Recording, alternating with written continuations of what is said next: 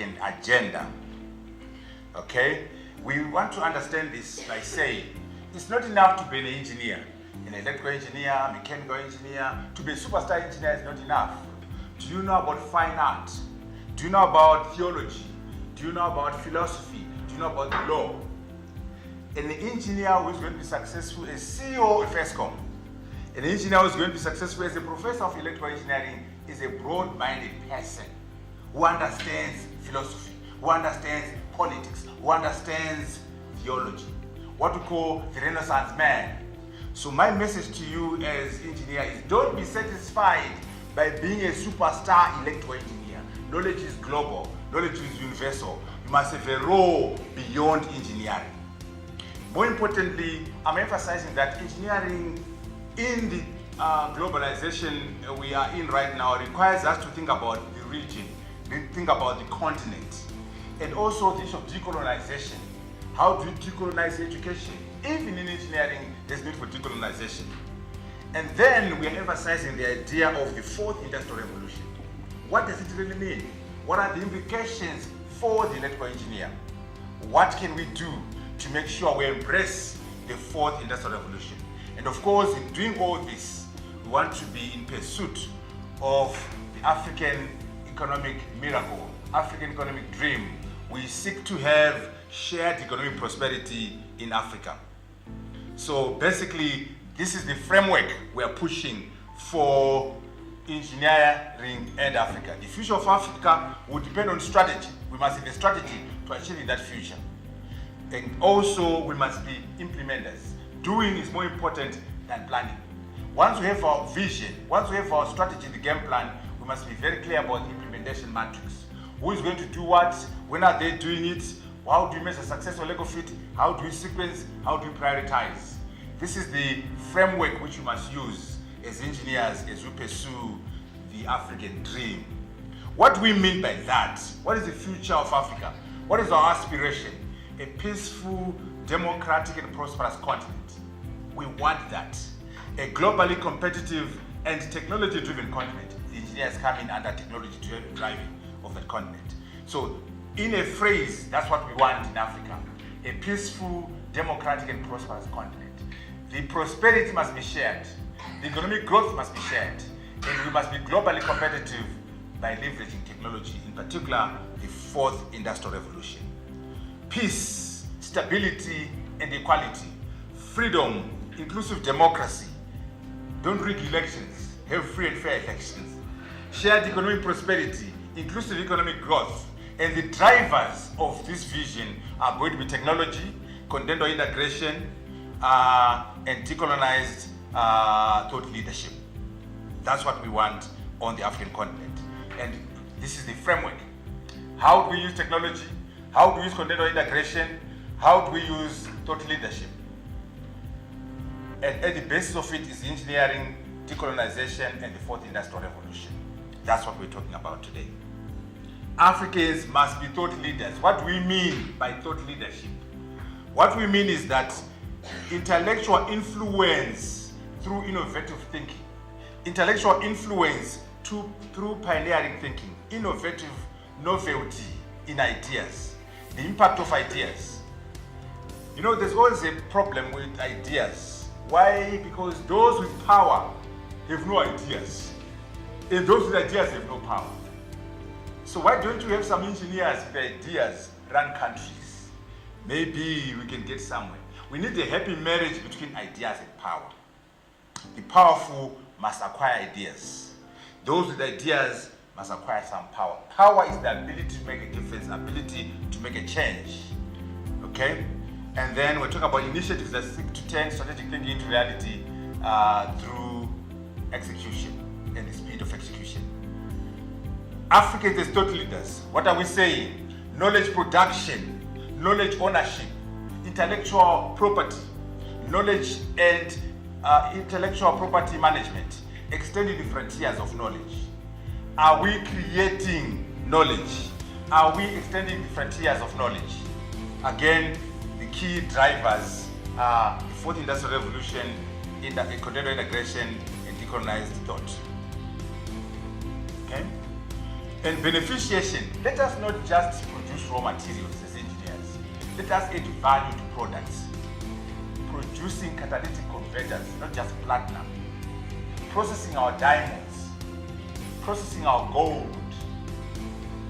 So that we are able to add value. We must design and build computers. Design and build cars and planes. To do that, you must have a decolonized entrepreneurial spirit.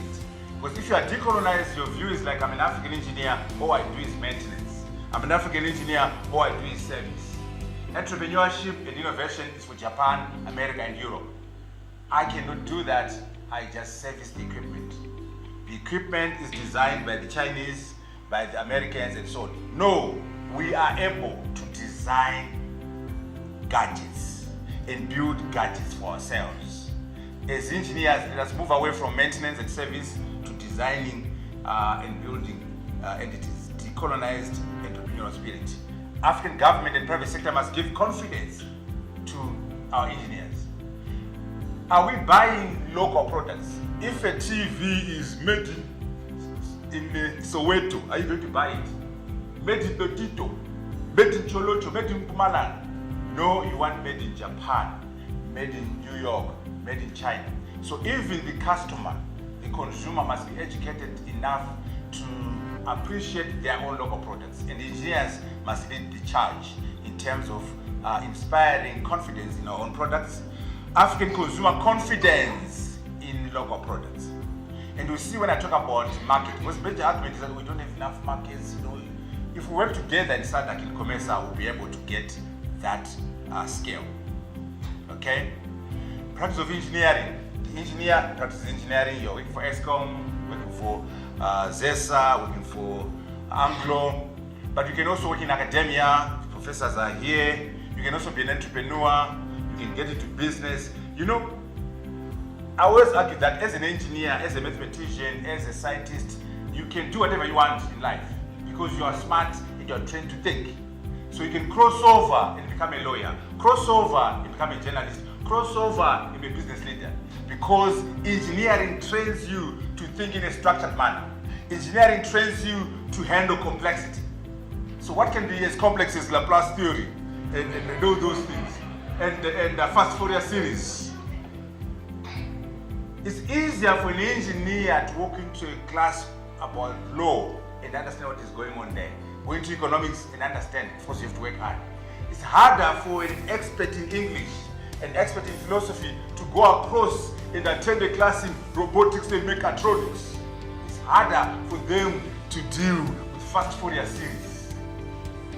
So you have a unique opportunity to be the Renaissance man, the Renaissance woman, to know everything, because your field is about structured thinking, is about complexity, and with a bit of effort, you can learn about the law, learn about philosophy, learn about management, learn about the Bible. So engineers are in a better position to become the Renaissance man, the Renaissance woman than other professions. And you must play a part in public leadership, in political leadership. Education should be about how to think, to research, and to solve problems. Okay? And education should be about sharpening your mind and training your mind. And what you do with that is neither here nor there. What we mean by decolonization, again, this big issue in South Africa. When we say decolonization, we're removing the vestiges of colonialism in institutions, vestiges of colonialism in culture, in worldview and thinking. Remember, 1994 was the end of apartheid, physical apartheid. Mental apartheid is still with us. In Zimbabwe, 1980 was the end of colonialism. Mental colonialism is still there in Zimbabwe. In Ghana, 57 was about physical end of colonialism. The most powerful weapon of the oppressor is the mind of the oppressed. Decolonizing the mind is harder than decolonizing the physical situation. When was your mind decolonized? So think about it carefully and remove the vestiges of colonialism in institutions, vestiges of colonialism in education, in culture, and the way you think. We want African-centered thinking as opposed to Eurocentric thinking. We want to save African interests as opposed to serving the Eurocentric agenda. We got rid of colonization, get rid of colonization of the mindset in individuals, institutions, and curricula. It's a process. It takes time. What are we saying?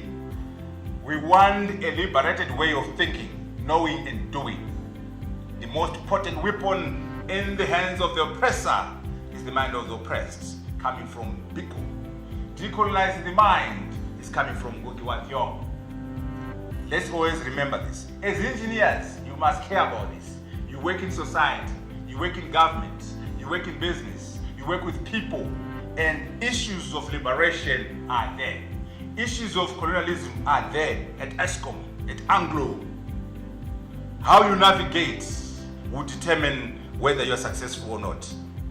Okay? In terms of education, we look at the theory and practice, we look at language, academics, even in artificial intelligence. When you look at Siri, you know, what is the accent of Siri?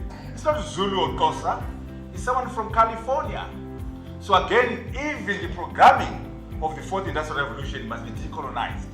So we can have some accents from Kenya, some accents from Ghana, from Mpumalanga in those programs.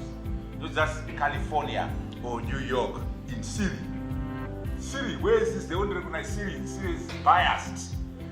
Okay? Because you didn't design Siri.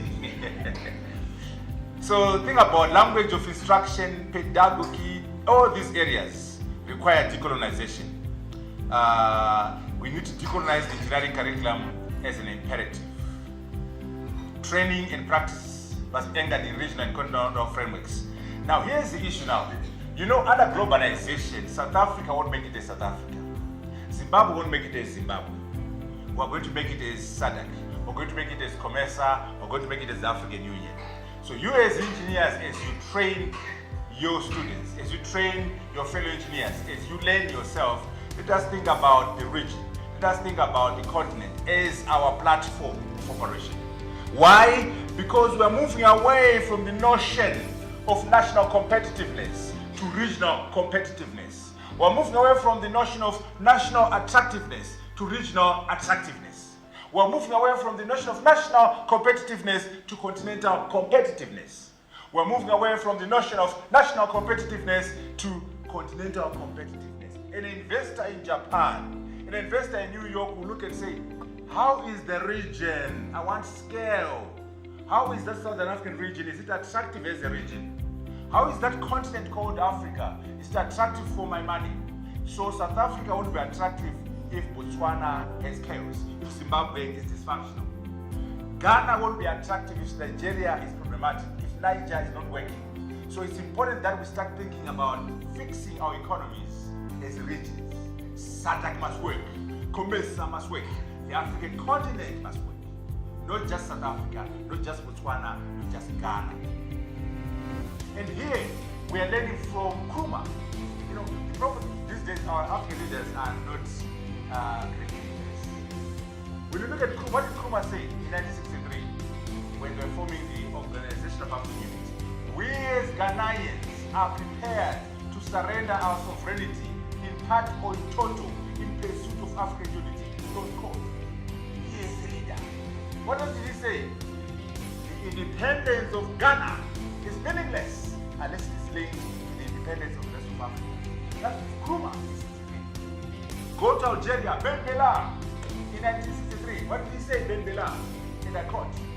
We must die a little so that Rhodesia can be free. We must die a little so that South Africa can be free. These were leaders thinking about Africans as one people. So today you must be saying the prosperity of South Africa is meaningless unless it is linked to the prosperity of the rest of the African continent. We as South Africans are prepared to surrender our prosperity in part or in total in pursuit of African prosperity. I'm sure Zuma can say that. I'm sure Ramaphosa can say that. They're so caught up with the national agenda. We must think beyond the nation. Continental integration is the only viable framework under globalization. Why are we saying this? When we look at our resource base, when we look at our human capital, when we look at our numbers, you find that better for us to work together. Let's look at the numbers. We look at SADC, COMESA, EAC. These are the bodies. Now the big one from last year is the African Continental Free Trade Area. Guess what happened? On the 21st of March 2018, everyone signed except who? South Africa and Nigeria. We're not too sure whether this is good for us. We're going to beg to consult. A grand idea of Africans working together, South Africans were in doubt. The Nigerians were in doubt. Thankfully, South Africans in August 2018, they went and begrudgingly signed. The Nigerians haven't signed. Again, they're misunderstanding the importance of this vehicle, the free trade area. Why are we emphasizing this? As engineers now, when you put your project together, when you talk about ESCOM, Anglo, and so on, think about SADC industrialization strategy. There's a document. Can we link our plans in Botswana, our plans in Zimbabwe, South Africa into that plan? SADC infrastructure master plan, the energy power pool, regional power pool, right? SADC infrastructure master plan, PIDA, and then AU Agenda 2063. You know, these are programs that exist, and as engineers, I want us to think in terms of those programs. It can't be business as usual. You need to teach differently. You need to learn differently. You must have what's called critical thinking, as opposed to being taught what to think. You must master how to think. You must develop problem-solving skills. You must embrace structured thinking. You must have blended learning. You must have multidisciplinary and interdisciplinary approaches to education and learning. Ecosystem thinking, emotional intelligence, cultural intelligence, existential intelligence, spiritual intelligence. Acquisition of key competencies versus traditional education. Judgment, negotiation, cognitive capacity, flexibility, knowledge production, knowledge management, and knowledge ownership. Production of intellectual property and management thereof. And then, of course, decolonization in the fourth industrial revolution, because there's also discrimination in the revolution. So, as electrical engineers, you got a task. The way you were taught when you went to school does not apply now. You need to be taught differently, you need to learn differently. And remember, continuous education. I always give an example of a PhD in computer science from MIT. Let's say in 1994, when a PhD from MIT computer science, put you locked up in a room, stay there for 25 years, then we bring you up in the year 2019, say, hey, Mr. PhD from MIT, can you Google? Can you tweet? Can you WhatsApp? Look, what is that? With a PhD from MIT, if you don't continuously learn, you'll be obsolete. So that PhD from MIT, if you are stuck in a room, not learning anything, year 2019, the PhD from MIT from 1994. Think about it as yourself. Undergrad, master's, MBA, PhD. If you stop learning, you become useless. You become obsolete and moribund. Ability to do work, employability is what is important now. And all these skills are important in the fourth industrial revolution. Ecosystem thinking, being a Renaissance man. For the young people who are in school, we say it's not enough to be a nerd who's getting first class and top of the class. You must also play soccer, go to church, read philosophy, read the Bible, appreciate fine art. Then you'll be a Renaissance engineer who will be a superstar CEO, a superstar professor. If you are just focused on electrical engineering, you are not going to be a successful ESCOM CEO or a chairman or CEO of Anglo or a professor for that matter. At the same time, there are others who are very radical, students who are radical, SRC, they're making noises, they're coming last in class. You don't want that. You don't impress me if you are SRC president and all you get are supplementary exams, becoming last in class. Let's have a combination of academic excellence and social responsibility. The SRC president will be number one in your class. Then we can talk. Don't make noises and be radical when you are failing in class. Who's going to believe you anyway if you can't get your equations right? If you can't get your first Fourier series right, How can I take you seriously about revolution? So anyway, I just want us to think about how we're going to engage with the fourth industrial revolution. You've heard what others are thinking about it. What do you think about it? How are you going to make it work for you? So by the way, technology is a double-edged sword. Technology can be used to build or to destroy. Others can use it to destroy your economies you need to build. So that's why I'm saying, for example, education in PESA is an example of how you use high science to solve your own problems. Our people have no banks. Our people have no access to banking. How do we use mobile platforms to solve that? So these are the new skills we want. What are we saying? There's an opportunity for artificial intelligence and the fourth industrial revolution by leapfrogging earlier technology. In fact, it's sometimes cheaper if you have nothing. Think about it as a house. If someone had a house built in 1960, the house is there, they can modify it, cut it with some Wi-Fi and so on. If you have no house, you can build a brand new house which is better than the guy with the house in 1960 because you're starting from scratch. So you can leapfrog older technologies. Lack of infrastructure, data, gaps, and so on allow us to have a leapfrogging opportunity. Your charge as engineers is to identify those gaps. Where is the opportunity for leapfrogging? Which of those technologies can we use to solve our problems, to improve efficiency, to make things happen for us? So in terms of our concluding remarks, we go back to the framework. We must leverage technology as a driver to get Africa we want. And as engineers, we must be the drivers of this fourth industrial revolution. We understand science, we understand technology. Let us participate in that pillar of driving Africa through the fourth industrial revolution. Let us also think in terms of the region, SADC plans, COMESA plans, the AU plans, continental integration as a driver. Here, engineer has to work with the political leadership to drive the economy.